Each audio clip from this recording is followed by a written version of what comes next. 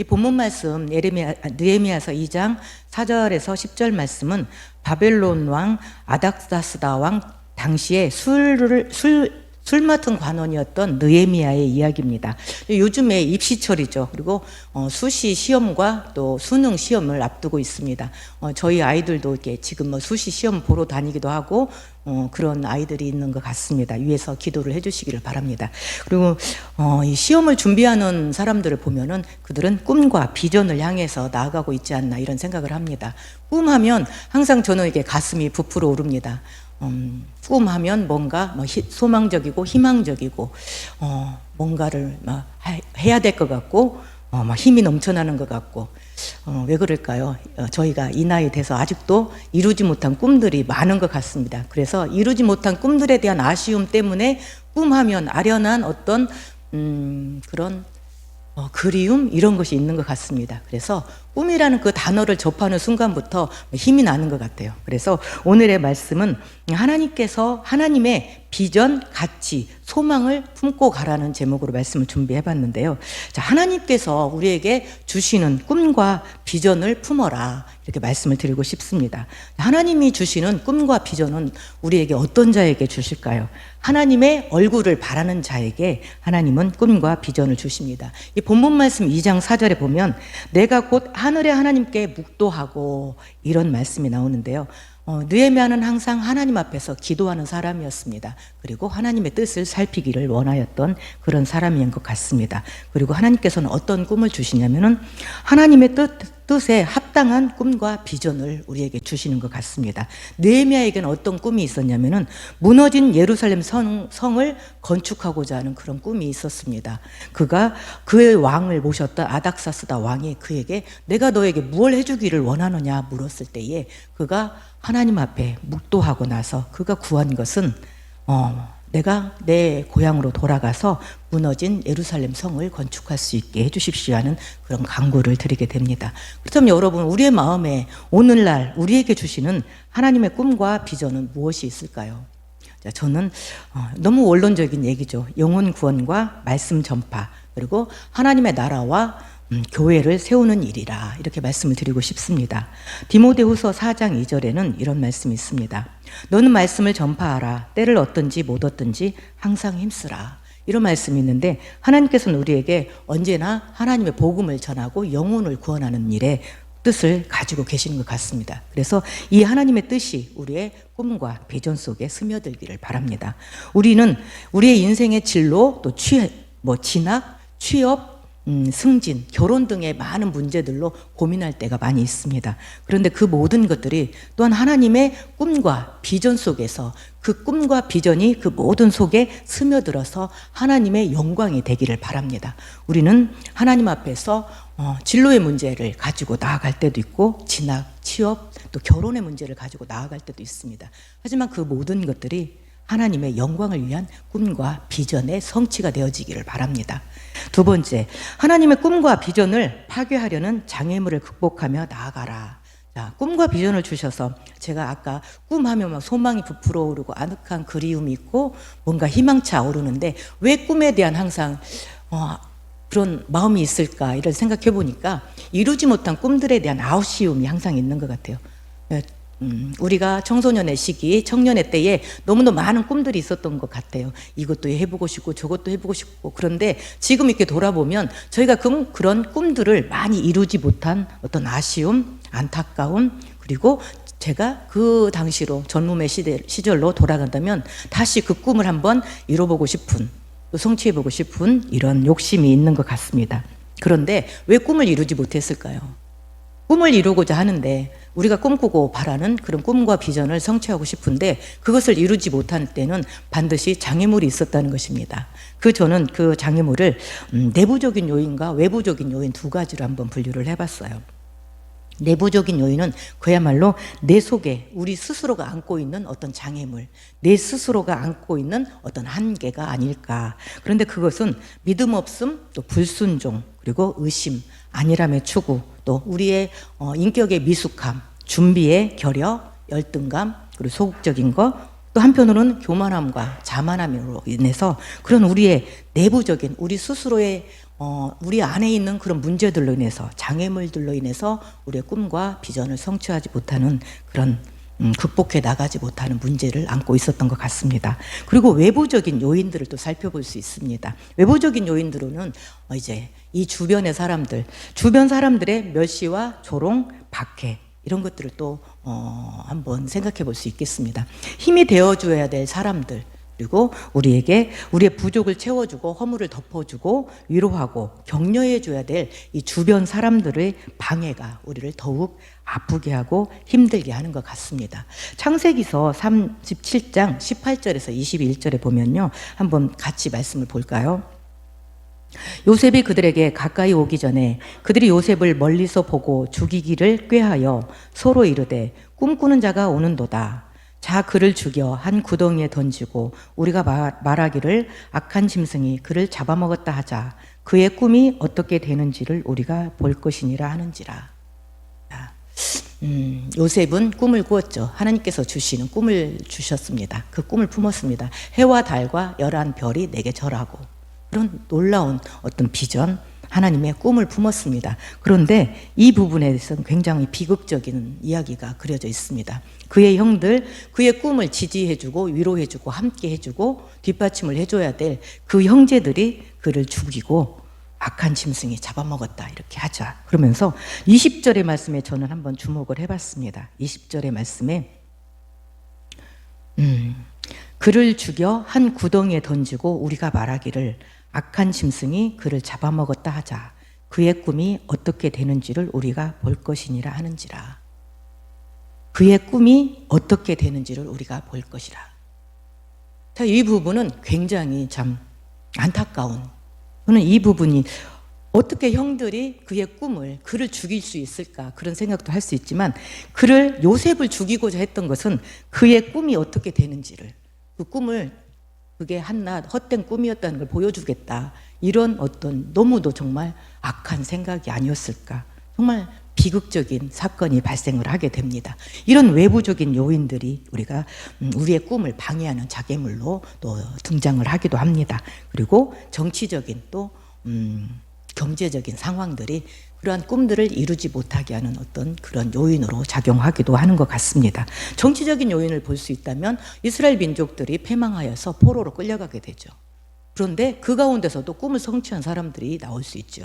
다니엘과 세 친구, 이런 사람들은 그런 정치적인 문제 가운데서 나라가 멸망하고 포로로 끌려갔지만 그 가운데서도 꿈과 비전을 성취해 나갔던 그런 사람들을 볼 수 있습니다. 또 경제적인 상황에 의해서 요즘은 아픔의 시대라고 하죠. 청년들 아프니까 청춘이다 이런 말이 있는 것 같습니다. 그런데 많은 아픔들을 겪고 있고 어려움들을 겪고 있는데, 이런 또 경제적인 어려움도 큰 요인인 것 같습니다. 이러한 방해와 비난 또 조롱을 만났을 때 우리의 마음은, 그런 장애물들을 만났을 때 우리의 마음은 아프고 고통스럽습니다. 그러나 그 속에서도 하나님께서 내게 들려주시고자 하는 음성이 무엇인지 귀를 기울이시기를 바랍니다. 머리를 조아리고 무릎을 꿇고 하나님의 뜻을 한번 살펴보시기를 바랍니다. 그러면 그 가운데서도 그 많은 내게 정말 힘을 줘야 될 사람들, 내 꿈을 지지해주고 나와 함께 내 모든 허물들을 덮어주고 나와 동행해줘야 될 것 같았던 그런 사람들의 어떤 방해, 그런 비난과 조롱, 그 가운데서도 우리의 마음은 아프지만 우리가 머리를 조아리고 무릎을 꿇고 하나님 앞에 하나님의 뜻을, 하나님의 음성을 듣기를 한번 시도해 보시기를 바랍니다. 그러면 하나님의 말씀이 그 가운데서 발견하게 될 것입니다. 우리를 향하신 하나님의 뜻이 무엇인지, 그 아픔 가운데, 그들의 비난과 조롱 가운데 내가 발견할 것이 무엇인지 나를 돌아보는 시간, 이러한 시간들을 위해서 또한 하나님은 그런 아픔들을 주시는 것이 아닌가, 장애물들을 주시는 것이 아닌가, 이런 생각을 해보게 됩니다. 우리의 어떤 믿음 없음과 불순종, 이러한 것들이 우리를 아프게 찌를 때가 있습니다. 우리의 인격의 미성숙함으로 인해서, 실수로 인해서 우리가 이루고자 했던 것들을 이루지 못하고 성취하지 못했던 그런 아픈 기억들, 마음의 상처들, 많이 있습니다. 하지만 그것을 통해서 우리가 주저앉거나 물러서지 않고 하나님은 그러한 아픔들을 통해서 그러한 고통들을 통해서 우리에게 무엇을 말하고자 하시는지 그것을 발견해 보시기를 바랍니다. 세 번째, 성령의 능력으로 힘있고 능력 있게 나아가라. 우리의 꿈과 비전을 성취하는 데 있어서 우리가 우리의 힘과 능력, 우리의 어떤 지혜로 다 가능할 것 같지만 그렇지 않은 것 같습니다. 우리의 꿈과 비전을 성취함에 있어서는 하나님의 능력과 또한 하나님의 그런 힘이 우리에게 함께 할 때 가능한 것 같습니다. 성령의 인도함을 받을 때 내가 아닌 하나님께서 함께 일하십니다. 사무엘상 17장 45절에서 47절 말씀 한번 보시겠습니다. 다윗이 블레셋 사람에게 이르되 너는 칼과 창과 단창으로 내게 나아오거니와 나는 만군의 여호와의 이름 곧 내가 모욕하는 이스라엘 군대의 하나님의 이름으로 내게 나아가노라. 오늘 여호와께서 너를 내 손에 넘기시리니 내가 너를 쳐서 내 목을 베고 블레셋 군대의 시체를 오늘 공중의 새와 땅의 들짐승에게 주어 온 땅으로 이스라엘에 하나님의 계신 줄 알게 하겠고 또 여호와의 구원하심이 칼과 창에 있지 아니함은 이 무리에게 알게 하리라 한 전쟁은 여호와께 속한 것인즉 그가 너희를 우리 손에 넘기시리라. 다윗은 어린 소년이었죠. 그 형들이 전쟁에 참여했을 때 아버지의 심부름으로 형에게 전달할 물건을 가지러 갔다가 이 골리앗을 보게 됩니다. 그런데 이 어린 소년이 이 골리앗이 이스라엘의 하나님, 이스라엘 민족들을 능욕하고 조롱하는 말을 듣고 나아가는 것이죠. 어찌 살아계신 하나님을 모욕하는 소리를 듣고 내가 앉아있을 수 있겠느냐. 그래서 너는 칼과 창과 단창으로 내게 나오는데 나는 만군의 여호와의 이름으로 내가 모욕하는 이스라엘 군대의 하나님의 이름으로 내게 나아가노라. 정말 이스라엘 민족들, 이스라엘의 그 청년들이 나아가서 전쟁을 할 때 골리앗을 보고 두려움에 떨고 있습니다. 정말 장대한 거인이 나와서 이스라엘의 하나님을 모욕하고 이스라엘의 저주를 퍼붓는 그 소리를 듣고도 무서워서 두려워서 꼼짝도 못하고 있는, 그런데 이 조그만한 소년이 담대히 나아갈 때 얼마나 우습겠습니까? 한번 보십시오. 정말 어린아이가 나가가지고 뭣도 모르는, 제가 이렇게 TV에서 한번 본 것 같아요. 스파이더맨이라고 하는 영화에서 본 것 같은데, 이렇게 스파이더맨이 출연을 안 하고 있을 때 이렇게 막 로봇이 나와가지고 뭐 이렇게 나쁜 일을 하고 이렇게 사람들에게 해를 끼치고 있을 때 어때요? 스파이더맨이 왜 안 나타나는 거야 하면서 어린 꼬마가 스파이더 옷을 입고 그 괴물 앞에 딱 나가잖아요. 이러면서 딱 이렇게 하고 스파이더맨 옷을 입고 나가는데 그 모습을 한번 상상해 보았습니다. 다윗이 그런 모습이 아니었을까? 정말 거인이 바라봤을 때 이 조그만한 아이가 와가지고 팔짱 네가 지금 뭔데 우리 하나님을 욕해 이러고 있을 때 얼마나 가소롭게 보이겠습니까? 그런데 그에게는 여호와의 이름이라는 그 깃발을 들고 나갔다는 것입니다. 그가 하나님께서 나와 함께 하시면 정말 이 블레셋 골리앗을 무너뜨릴 수 있다, 쓰러뜨릴 수 있다는 그런 믿음을 가지고 그가 나아갔던 것 같습니다. 그리고 여기에 그가 나간 그 명분이 여기에 있어요. 46절에 온 땅으로 이스라엘에 하나님이 계신 줄 알게 하겠고, 자, 온 땅에 이스라엘에 하나님이 계신 줄을 알게 하기 위해서 내가 지금 너한테 나왔다. 그 나온 명분을 밝히고 있습니다. 그리고 47절에 보면은 여호와의 구원하심이 칼과 창에 있지 아니함은 이 무리에게 알게 하리라. 여호와의 구원하심이 칼과 창, 군사력에 있지 않다. 뭐냐? 전쟁은 여호와께 속한 것이다. 그것을 너희가 우리 손에 너희를 넘겨주는 것으로 보면서 그것을 알게 될 것이다. 이것이 어린 다윗이 블레셋 군대, 블레셋의 골리앗 앞에 나서는 명분이 되었다는 것입니다. 그리고 결과는 다윗이 놀라운 일을 일으키죠. 물맷돌 하나 던져가지고 골리앗을 쓰러뜨리게 됩니다. 이것이 하나님의 성령의 인도함을 받고 나아갈 때 내가 일하는 것이 아닌 하나님께서 일하시는 그런 것을 보여주신다는 것입니다. 자, 그리고 모든 것이 협력하여 선을 이루게 하십니다. 모든 것이 협력하여 선을 이룬다는 것은 하나님의 성령의 능력과 나의 힘과 지혜, 모든 것들이 협력해서 선을 이루게 된다는 것입니다. 이것을 여러분의 삶의 영역 속에서 체험하시기를 바랍니다. 느헤미야, 본문 읽었던 느헤미야서 2장 7절에서 9절의 말씀을 한번 보도록 하겠습니다. 느헤미야가 유다 망해버린 이스라엘로 돌아가서 성전을 건축하기를 원했습니다. 다시 재건하기를 원했는데 그가 왕에게 구하는 그런 품목들이 있었습니다. 한번 읽어드리도록 하겠습니다. 내가 또 왕에게 이르되 왕이 만일 좋게 여기시거든 강서쪽 총독들에게 내리시는 조서를 내게 주사 그들이 나를 용납하여 유다에 들어가기까지 통과하게 하시고 8절 또 왕의 삼림감독 아삽에게 조서를 내리사 그가 성전에 속한 영문의 문과 성곽과 내가 들어갈 집을 위하여 들보로 쓸 제목을 내게 주게 하옵소서 하매 내 하나님의 선한 손이 나를 도우심으로 왕이 허락하고 9절 군대 장관과 마병을 보내어 나와 함께 하시기로 내가 강 서쪽에 있는 총독들에게 이르러 왕의 조서를 전달하였더니 7절에서 9절의 말씀에 보면 느헤미야가 이제 예루살렘으로 돌아가기 위해서 필요한 모든 것들을 왕에게 구하게 됩니다.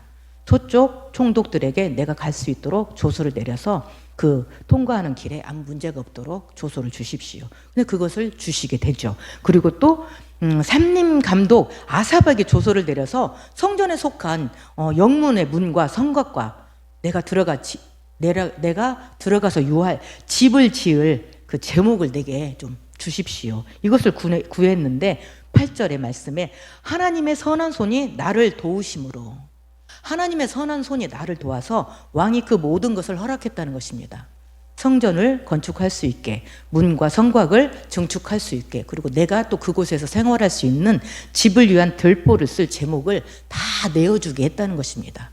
그런데 여호와의 하나님의 선한 손이 나를 도우심으로 하나님의 선한 손이 돕기 때문에 왕이 그 모든 것들을 그가 구하는 것들을 다 허락했다는 것입니다. 그리고 거기서 끝나지 않고 9절에 보면 군대 장관과 마병을 보내서 나와 함께 하시기로 내가 강 서쪽에 있는 총독들에게 이르러 왕의 조서를 전달하였더니 내가 가는 길에 나 혼자 보내지 않고 나를 호위할 군대 장관과 마병을 보내서 나와 함께 하게 했다는 것입니다. 이 모든 것들이 하나님 앞에서 협력하여 선을 이루게 하시는 것을 그 삶 속에서 나타내 보이셨다는 것입니다. 여러분, 저는 많은 꿈들을 꾸었었는데 그 가운데 이루지 못한 꿈들로 인해서 안타까움과 아쉬움을 지금도 품고 있지만 제가 정말 그때 하나님의 능력을 좀 더 알았더라면, 하나님의 성령의 인도하심을 받았더라면, 하나님의 도우심의 그 능력을 알았더라면 하는 아픔 또 아쉬움이 있습니다. 우리 그런 모든 삶 속에서, 우리의 삶 속에서 하나님이 함께 하시고 하나님의 선한 도움의 손길을 여러분들이 체험하시기를 바랍니다. 아멘. 우리에게 꿈과 비전을 주시는 하나님은 그럼 어떤 분이시냐? 우리의 꿈을 성취할 수 있도록 격려하시고 위로하시고 그 꿈과 비전을 성취하게 하시는 분이 하나님이시라는 것을 여러분들 믿으시기를 바랍니다. 역대상 29장 10절에서 14절 말씀 한번 보도록 하겠습니다. 다 같이 한번 읽겠습니다. 길어요. 10절에서 14절까지이기 때문에 다 같이 읽겠습니다. 다윗이 온 회중 앞에서 여호와를 송축하여 이르되 우리 조상 이스라엘의 하나님 여호와여, 주는 영원부터 영원까지 송축을 받으시옵소서. 여호와여, 위대하심과 권능과 영광과 승리와 위엄이 다 주께 속하였사오니 천지에 있는 것이 다 주의 것이로소이다. 여호와여, 주권도 주께 속하였사오니 주는 높으사 만물의 머리이심이니이다. 부와 귀가 주께로 말미암고 또 주는 만물의 주제가 되사 손에 권세와 능력이 있사오니 모든 사람을 크게 하심과 강하게 하심과 주의 손에 있나이다. 우리 하나님이여, 이제 우리가 주께 감사하오며 주의 영화로운 이름을 찬양하나이다. 나와 내 백성이 무엇이기에 이처럼 즐거운 마음으로 드릴 힘이 있었나이까? 모든 것이 주께로 말미암았사오니 우리가 주의 손에서 받은 것으로 주께 드렸을 뿐이니이다. 아멘. 여호와 하나님은 위대하심과 권능과 영광과 승리와 위엄을 가지고 계신 하나님이십니다. 그리고 주권을 가지고 계시는 하나님이셔서 모든 세상의 모든 것이 그분에게 속하였다는 것입니다. 그리고 주님은 높으셔서 만물의 머리가 되시는 그런 하나님이십니다. 그리고 여러분, 부와 귀가 주께로 말미암는다 이렇게 얘기를 하고 있습니다. 부귀로움과 여러분들이 구하는 부, 이러한 모든 것들이 하나님께로 말미암는다 말씀을 하고 계십니다. 그리고 만물의 주제가 되사 그의 손에 권세와 능력이 있다 이렇게 말씀을 하십니다. 그래서 모든 사람을 크게 하심과 강하게 하시는 분이 누구시냐? 그가 바로 하나님이시라는 것입니다. 모든 사람을 크게 하시고 강하게 하시는 것이 주의 손에 있다는 것입니다. 이런 하나님이 우리의 꿈을, 우리의 비전을 격려하고 계시고 우리로 그것을 이룰 수 있도록, 성취할 수 있도록 후원하고 계시는 분이시라는 것입니다. 세상의 정치적인 문제, 경제적인 어려움들, 그리고 주변 사람들의 비난과 조롱과 또한 어떤 장애물들로 인해서 우리가 주저앉고 슬퍼하고 낙심하고 있을 수도 있습니다. 하지만 여러분, 그 가운데 머리를 조아리고 우리에게 능력 주시는 여호와 하나님 앞에 나아가시기를 바랍니다.